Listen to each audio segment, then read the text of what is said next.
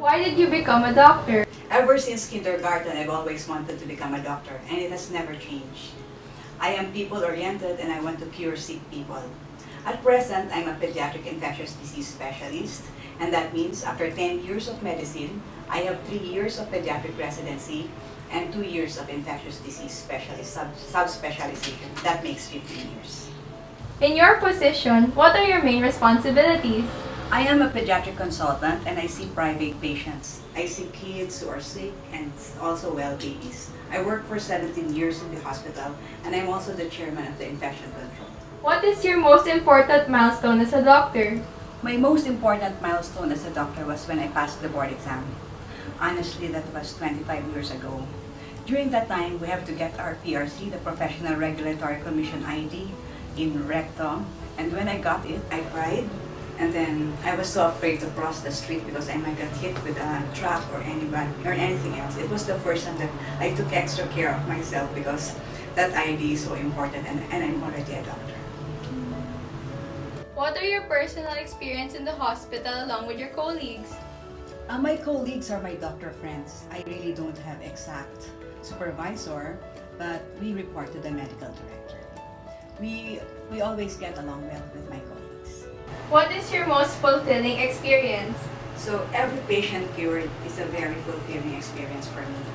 But the most fulfilling experience I remember was when a child who had severe dengue, the BP was, there was no BP for 3 hours and the patient was already in the ICU. During that time, the platelets was 3. And can you imagine, the normal for platelet is 150 to 450. So everybody thought that the patient will be dead. So I was not able to sleep for 2 days at that time because I took extra care of that patient.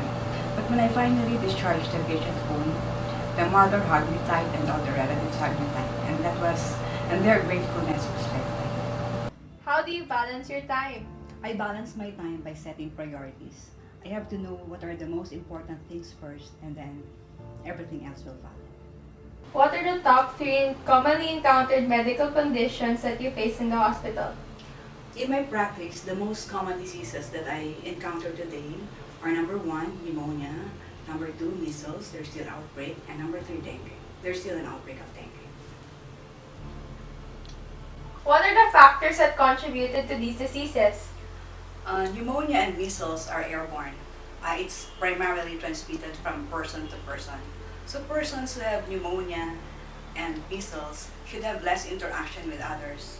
Especially if you have pneumonia, you should have cough etiquette, like you should cough with your antichemical mucosa like this. Prevent the spread because the number 1 factor is spreading by coughing to other persons. So both of these, pneumonia and measles, can be prevented by vaccination. The number 1 reason for the outbreak of measles because a lot of Filipinos are no longer vaccinated with measles. So how about dengue? So the number 1 factor that causes dengue is because there is the presence of mosquito. So to prevent dengue, you should not be bitten by a mosquito. What are the primary preventive measures that you do for these diseases? For measles and pneumonia, the primary prevention is truly vaccination. We have a lot of measles cases in the Philippines because a lot of Filipinos are not vaccinated. So each of us has a role to do. You have to ask yourself and your siblings if they're vaccinated with measles. Then you can move forward to your relatives and your friends and then ultimately the community. Because if Filipinos will be vaccinated with measles, there will be decrease in the outbreak of measles and ultimately there will be no more measles in the Philippines. There's also a vaccination for pneumonia which can prevent a lot of cases of pneumonia in the Philippines. How about dengue? For dengue, we still have to follow the DOH rule, the 4S. Search and destroy. You have to look for mosquito breeding sites and then destroy all the mosquitoes through, you can use your insecticides or pesticides.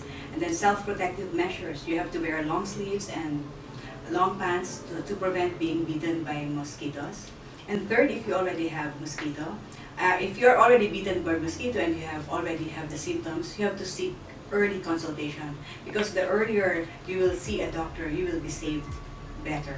And then the next is S. The 4th S is say yes to fogging because fogging can can kill the breeding sites of the mosquitoes. What are the secondary and tertiary preventions for these diseases? The secondary and tertiary preventions for these diseases is that you should start with seek early consultation. Like for example, if you have fever and cough, you should go to the doctor immediately so that the doctor can prescribe you right antibiotics. Like for example, if you have pneumonia, you'll have antibiotics so that you can prevent the complications of pneumonia like water in the lungs. So and ultimately, persons can also die if they also go on the later part during their pneumonia. For dengue, if persons have fever of at least 2 days duration and they have pain in the muscles, pain behind the eyes, abdominal pain, and muscle weakness, they should also seek early consultation. Because when they are diagnosed early, there will be prompt treatment, they will be given enough hydration, and there will be prevention of complications like seizures, convulsions, heart problems, and ultimately death can also be prevented.